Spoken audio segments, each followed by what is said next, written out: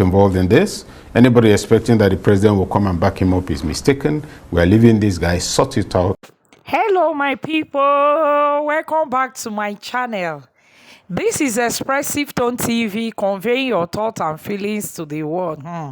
My people, Torido Wowo, Wike is afraid.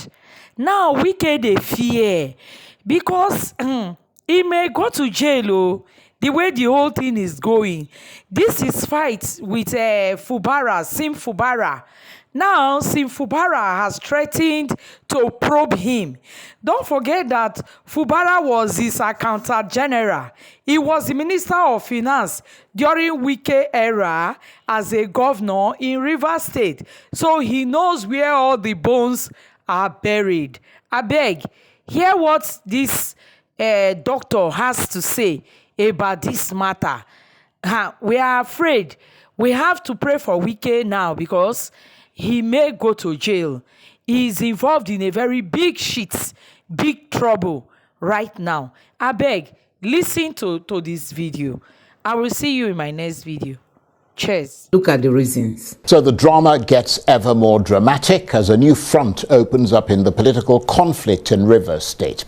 And the more the conflict advances and deepens, the more fear it creates among the people of Rivers State in particular and Nigerians in general.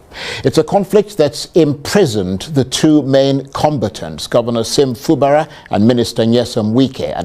And the governor is fighting back, and the drama appears to be entering a new, some said, perhaps more dangerous phase with this announcement that there will be a probe of the Wike administration. What do you make of it all? First, I do not think the gloves are off.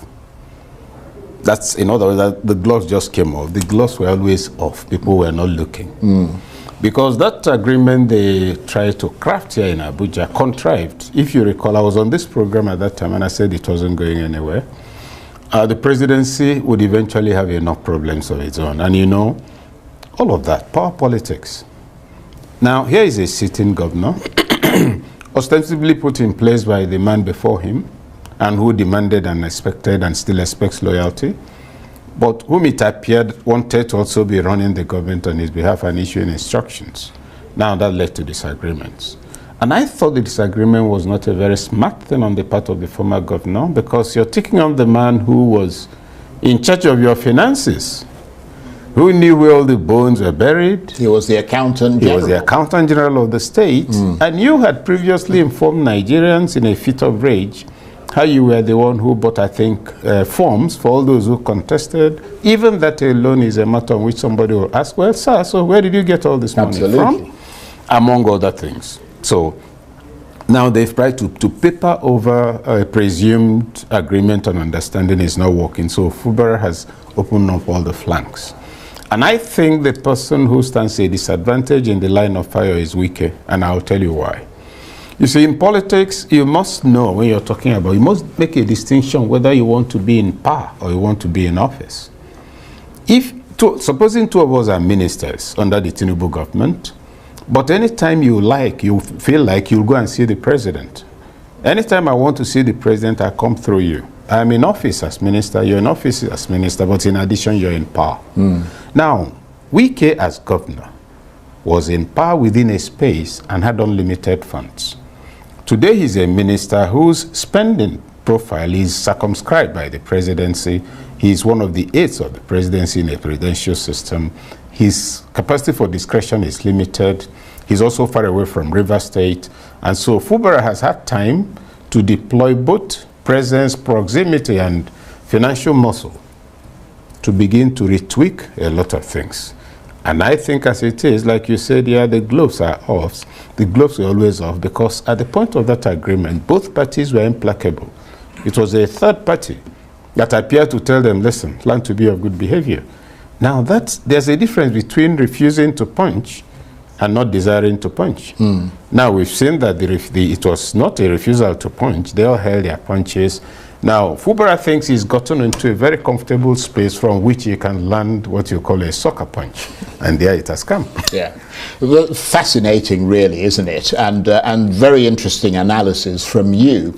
So it sounds like not only is I mean, as you said, the gloves were always off. But I mean, it sounds like, at least publicly, Governor Fubara is now not only asserting himself in a much more muscular way, but it sounds as if he's unequivocally rejected any sort of compromise between himself and his political godfather, Nyesom Wike. And that means it's a completely different kettle of fish. Totally different kettle of fish. It's what you call in local parlance, fight to the finish. Now, here is a man who has said, it's like he has told himself, look, what else do I have to lose? I am concerned that to these 2 or 3 levels. At the first level, this must not undermine the expected benefits of governance for River State people. So whatever Fubara is doing, he must make sure the machinery of government is working. At the second level, the concern is about Wike. And I make a distinction between leaders who are on the national grid and politicians, or leaders who are on PUPS. Wike right now is on UPS. In other words, when the main electricity is gone, you plug onto a temporary supply of power. The day that power is unplugged, all the lights will go blank. Now, Wike is plugged onto the presidency. That's not the national grid. Fubara is closer to the national grid. And you take the experience of Obasanjo. You know, he came on, when he won the election in 1999, remember he made an announcement that all those who funded the election should please not expect to come and take Nigeria's money. It was their investment in the national, and the party fired back. Now what am I leading up to?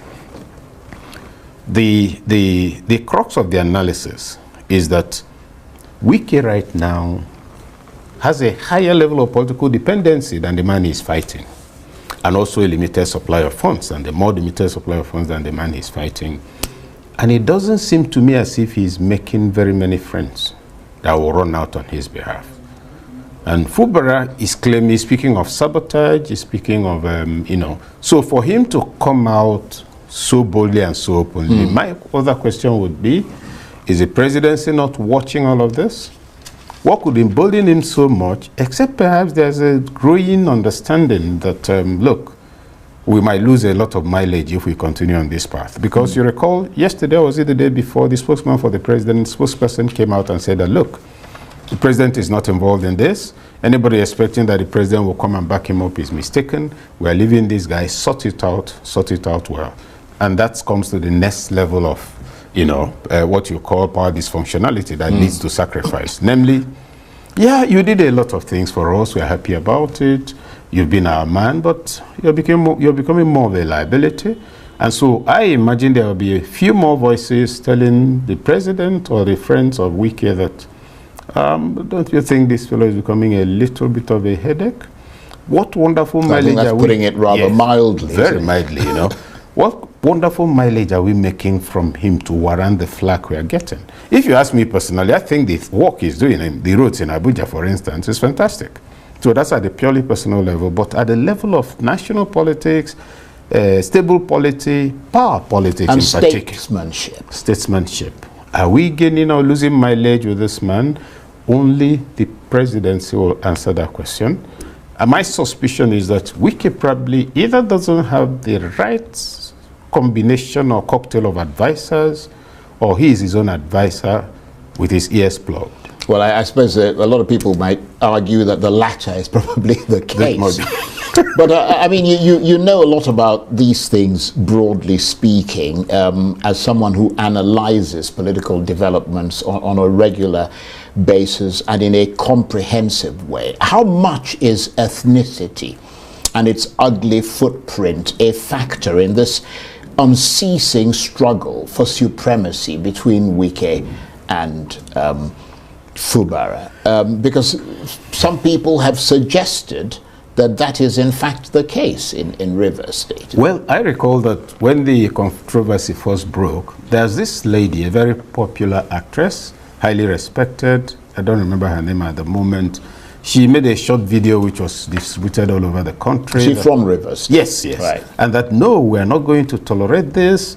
Fubara is our brother. She went on, and then went on. There was this line that stuck in my head, and I couldn't stop laughing.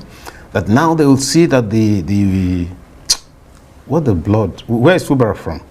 His Ijaw, of course. The Ijaw blood in Fubara will now boil over. They will know he has Ijaw blood. So the three people I was watching with, I started like, they say, why are you laughing? I said, listen, there's always been Ijaw blood in Fubara. There's one kind of blood in one person or the other. So let's not start getting excited about blood. The thing is that there are issues on the table that need to be resolved for good governance. Now, Wike's ethnic extraction inclines more towards the Igbo.